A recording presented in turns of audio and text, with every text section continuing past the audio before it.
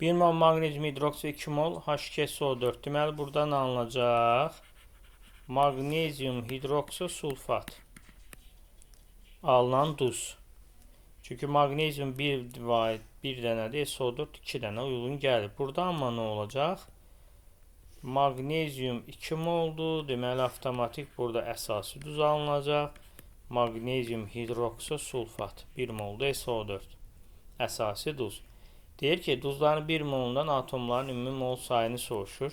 Burada 6 vur 2, 12, bu da 1. Deməli, içəridə neçə var? 6 vur 12, o da 1. Deməli, bu x olur 13. Burada da magnezyum 1, oksigen 1, hidro 3 vur 2, 6. Bu da 5. 6 ilə də 5 eləyəcək 11. Deməli, bizdən də 13 ilə 11-in cəmini soruşur, olacaq 24. Cavabımız C variantı.